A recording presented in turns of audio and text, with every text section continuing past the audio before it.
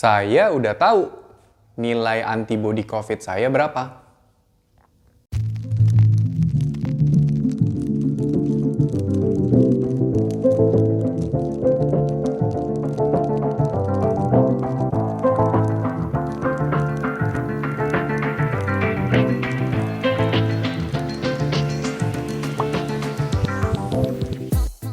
Halo Millennials, kembali lagi di video YouTube kita hari ini bersama saya Dr. Gary.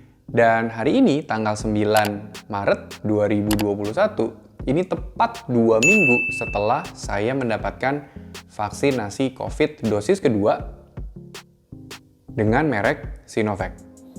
Nah, jadi kalau Millennials flashback ke belakang, tanggal 9 Februari itu dosis pertama, tanggal 23 Februari itu dosis kedua, dan hari ini saya melakukan pemeriksaan darah untuk mengetahui apakah antibodi COVID saya terbentuk dan kalau terbentuk nilainya berapa.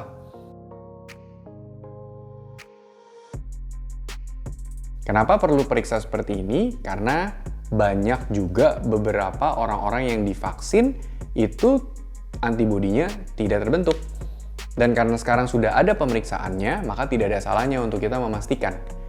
Oke, caranya sangat mudah. Millennials hanya tinggal pergi ke lab ataupun ada beberapa layanan lab yang bisa home service. Lalu Millennials tinggal minta pemeriksaan antibodi untuk COVID. Tapi jangan sampai salah info, karena pemeriksaan antibodi ini ada berbagai macam. Ada yang hanya hasilnya itu reaktif atau non-reaktif. Ada juga yang muncul sampai ke angkanya, sampai ke nilainya berapa. Nah, ini yang kita mau cari, yang kuantitatif, yang ada hasilnya. Oke, karena dari situ kita baru bisa tahu antibodi kita berapa. Nah, rencananya nanti setiap bulan saya akan melakukan pengambilan darah rutin untuk memastikan apakah antibodi COVID ini nilainya akan cenderung naik atau setelah berapa bulan dia akan mulai turun. Nah, kalau nanti sudah mulai turun, dan kalau nanti sudah ada program dari pemerintah juga untuk melakukan vaksinasi booster, maka kalau dia sudah turun, itu bisa akan di booster kembali. Nah, untuk nilainya sendiri, itu setiap orang akan sangat beragam. Ada beberapa yang nilainya bisa tinggi banget, ada juga nilainya yang bisa rendah. Misalnya, ada yang setelah disuntik setelah 2 minggu, itu ternyata antibodinya hanya naik hanya 8, ada yang naik 11. Kalau untuk saya hari ini saya sampai nilainya 41. Dan ini saya akan coba tes per bulan untuk memastikan apakah dia makin naik. Oke.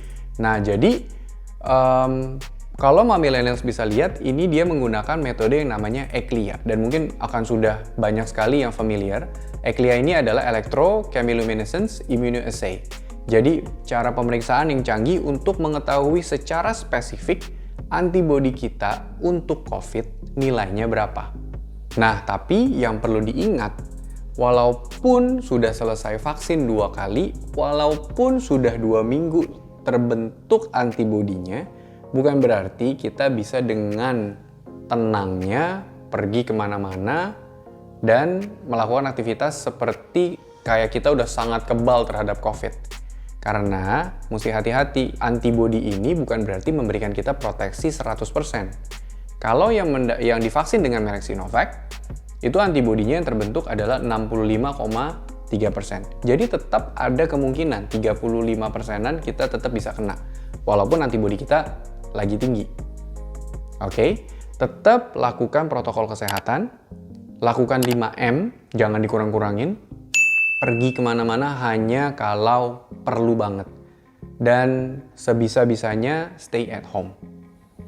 Oke, karena tentunya kita perlu mencapai herd immunity kalau sudah 70% daripada warga Indonesia ini divaksin semua.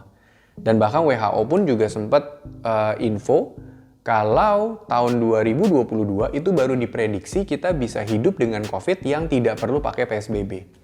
Well, by the meantime, 1 tahun ini lagi, bertahan lagi, jaga kesehatan, dan stay safe everybody.